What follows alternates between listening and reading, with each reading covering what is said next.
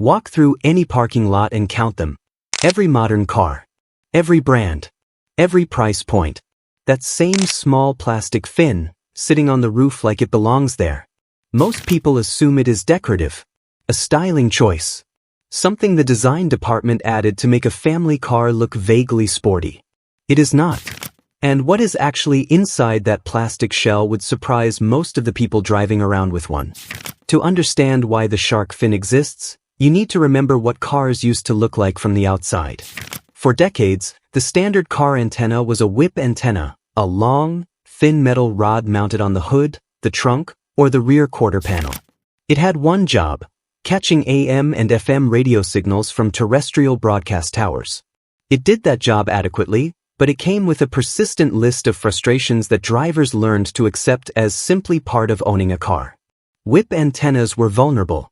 Forget to retract one before entering an automatic car wash and the spinning brushes would snap it clean off.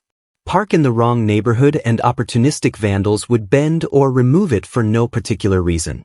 At highway speeds, the rod vibrated in the airflow with enough regularity to produce an irritating high-frequency whistle that could make long motorway journeys genuinely unpleasant. Then the expectations of what a car needed to do wirelessly expanded dramatically. GPS navigation systems required a receiver capable of tracking signals from satellites orbiting more than 12,000 miles above the Earth. Satellite radio services, SiriusXM in North America, KB in Europe, required their own dedicated receiving elements tuned to completely different frequency bands. Mobile data connectivity for live traffic updates, onboard Wi-Fi hotspots, and emergency SOS systems that automatically contact rescue services after a serious collision each required their own cellular antenna components. Automotive engineers suddenly faced a packaging problem with real aesthetic and aerodynamic consequences. A luxury saloon with 4 or 5 separate external antenna elements protruding from its bodywork would look, as one engineer memorably put it, like a remote-controlled toy.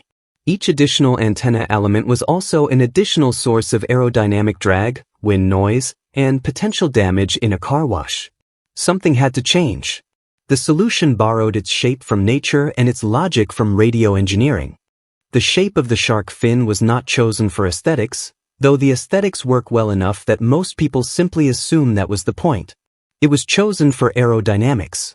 A teardrop profile, wide at the front, tapering to a point at the rear, curved smoothly on all surfaces, is one of the most aerodynamically efficient shapes in engineering. Air approaching the fin separates cleanly at the leading edge, flows smoothly over the curved surfaces without creating turbulent eddies, and rejoins behind the trailing point without the pressure disturbance that a blunt or angular shape would produce. The drag created by a well-designed shark fin antenna housing is a small fraction of the drag that even a single whip antenna generates at highway speed. Wind noise is reduced to essentially nothing, and the low-profile shape that sits flush against the roofline simply deflects car wash brushes without resistance, eliminating the breakage problem entirely. Inside that aerodynamically optimized plastic housing is a component that engineers call a multiband antenna array, a densely packed circuit board carrying multiple distinct antenna elements, each one tuned to a different frequency band and performing a completely different function. The GPS elements are typically flat copper patches, called patch antennas, precisely sized to resonate at the frequencies used by the GPS satellite constellation. Their position on the roof is deliberate. GPS signals are extremely faint by the time they reach the ground after traveling 12,000 miles from orbit, and they require an unobstructed view of as much sky as possible.